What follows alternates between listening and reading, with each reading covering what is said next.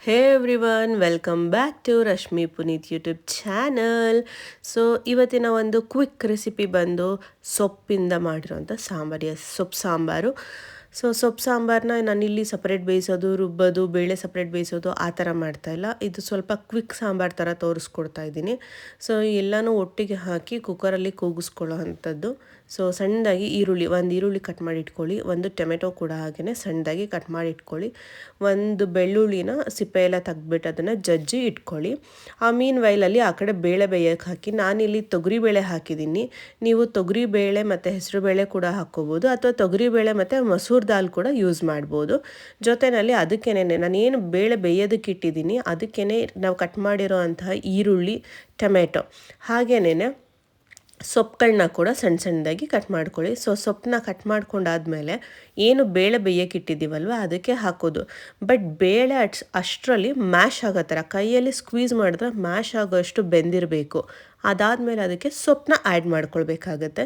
In case ನಿಮಗೆ ಈ procedure ಇಷ್ಟ ಆಗಲಿಲ್ಲ ಅಂತ ಹೇಳಿದ್ರೆ ಫಸ್ಟೇ ಬೇಳೆನ 2 ಅಥವಾ 3 ವಿಜಿಲ್ ಕೂಗಿಸ್ಕೊಳ್ಳಿ, ಸೊಪ್ಪನ್ನ ಸಪ್ರೇಟ್ ಬೇಯಿಸ್ಕೊಳ್ಳಿ, ಎರಡನ್ನೂ ಒಟ್ಟಿಗೆ ಮಿಕ್ಸ್ ಮಾಡಿ ಸೇಮ್ ಅದೇ ಥರನೇ ಇವಾಗ ಅದಕ್ಕೆ ಈರುಳ್ಳಿ, ಟೊಮ್ಯಾಟೊ ಮತ್ತು ಜಜ್ಜಿಟ್ಟಿರೋ ಅಂಥ ಬೆಳ್ಳುಳ್ಳಿ ಹಾಕ್ಕೊಂಡು ಒಂದು ಸ್ವಲ್ಪ ಉಪ್ಪು ಹಾಕ್ಕೊಂಡು ಅದು ಕೂಡ ಬೇಯಿಸ್ಕೋಬೋದು, ಅದು ಚೆನ್ನಾಗಿರುತ್ತೆ. ಬಟ್ ಇದು ಕ್ವಿಕ್ ಸಾಂಬಾರು ಥರ ತೋರಿಸೋದ್ರಿಂದ ಎಲ್ಲ ಒಂದಕ್ಕೆ ಹಾಕಿ 1 ಪಾಟ್ ಸಾಂಬಾರು ಥರ ಮಾಡ್ಕೋಬೋದು. ಸೊ ಉಪ್ಪು ಹಾಕ್ಕೊಳ್ಳಿ, ಉಪ್ಪು ಹಾಕ್ಬಿಟ್ಟು ಏನು ಜಜ್ಜಿರೋ ಅಂಥ ಬೆಳ್ಳುಳ್ಳಿ ಇದೆಯಲ್ಲ ಅದನ್ನು ಕೂಡ ಹಾಕ್ಕೊಂಡು ವಿಜಿಲ್ನ ಕ್ಲೋಸ್ ಮಾಡಿ, ಕ್ಯಾಪ್ನ ಕ್ಲೋಸ್ ಮಾಡಿಬಿಟ್ಟು 2 ವಿಜಿಲ್ ಹಾಕ್ಕೊಳ್ಳಿ. 2 ಅಥವಾ 3 ಬೇಳೆ ಮಾತ್ರ ಕಂಪ್ಲೀಟ್ಲಿ ಮ್ಯಾಶ್ ಆಗಿರಬೇಕು. ಸೊಪ್ಪು ತಿನ್ನೋದಕ್ಕೆ ಸಿಗುತ್ತೆ. ಬೇಳೆ ನಮಗಿಲ್ಲಿ ನಾವೇನು ಖಾರ ರುಬ್ತೀವಲ್ಲ ಆ ಖಾರ ರುಬ್ಬೋ ಅವಶ್ಯಕತೆ ಇರೋದಿಲ್ಲ. ಬೇಳೆನೇ ಚೆನ್ನಾಗಿ ಬೆಂದು ಏನು ಮ್ಯಾಶ್ ಫೀಲ್ ಕೊಡಬೇಕಲ್ವ ಖಾರ ಊಟ ಮಾಡೋದಕ್ಕೆ ಸಾಂಬಾರಿಗೆಲ್ಲನೂ. ಸೊ ಬೇಳೆ ಎಲ್ಲ ಚೆನ್ನಾಗಿ ಬೆಂದರೆ ಅದೇ ಕೂಡ ಟೇಸ್ಟ್ ಚೆನ್ನಾಗಿ ಬರುತ್ತೆ. ಸೊ 2 ವಿಜಿಲ್ ಆದಮೇಲೆ ಓಪನ್ ಮಾಡಿ ಮತ್ತೆ ಸ್ಟವ್ನ ಆನ್ ಮಾಡಿಕೊಂಡು ಅದಕ್ಕೆ ಎಷ್ಟು ಬೇಕೋ ಅಷ್ಟು ಸಾಂಬಾರು ಪೌಡರ್ನ ಆ್ಯಡ್ ಮಾಡ್ಕೊಳ್ಳೋದು. ಸಾಂಬಾರು ಪೌಡರ್ನ ಆ್ಯಡ್ ಮಾಡಿ ಚೆನ್ನಾಗಿ ಕುದಿಯೋದಕ್ಕೆ ಬಿಟ್ಟರೆ ಆ ಬೇಳೆ ಎಲ್ಲ ಚೆನ್ನಾಗಿ ಕುದ್ದು ಮ್ಯಾಶಿ ಆಗಬೇಕು.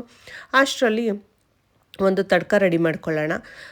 ಒಗ್ಗರಣೆಗೆ ಎಣ್ಣೆ, ಸಾಸಿವೆ, ಜೀರಿಗೆ, ಒಣಮೆಣ್ಸಿನ್ಕಾಯಿ, ಕರಿಬೇವು ಹಾಗೇನೇ ಹಿಂಗೆ ಹಾಕ್ಕೊಂಡು ಅದರದ್ದೊಂದು ಒಗ್ಗರಣೆ ಕೊಟ್ಕೊಂಡ್ರೆ ನಮ್ಮ ಸಾಂಬಾರು ರೆಡಿ ಆಗುತ್ತೆ. ಸೊ ಸಿಂಪಲ್ ಸಾಂಬಾರು ಫಟಾಫಟ್ ಅಂತ ಆಗುತ್ತೆ ಎಮರ್ಜೆನ್ಸಿ ಇದ್ದಂಥ ಟೈಮಲ್ಲಿ. ಇಲ್ಲ ಅಂತ ಹೇಳಿದಾಗ ಎರಡನ್ನೂ ಸಪ್ರೇಟ್ ಕೂಗಿಸ್ಕೋಬೇಕಾಗತ್ತೆ. ಸೊ ನಮ್ಮ ಸಾಂಬಾರು ರೆಡಿಯಾಗಿದೆ. ರೆಸಿಪಿ ನಿಮಗೆ ಇಷ್ಟ ಆದರೆ ವಿಡಿಯೋನ ಲೈಕ್ ಮಾಡಿ, ಶೇರ್ ಮಾಡಿ, ಚಾನಲ್ನ ಸಬ್ಸ್ಕ್ರೈಬ್ ಮಾಡ್ಕೊಳ್ಳಿ. Have a great day. Bye.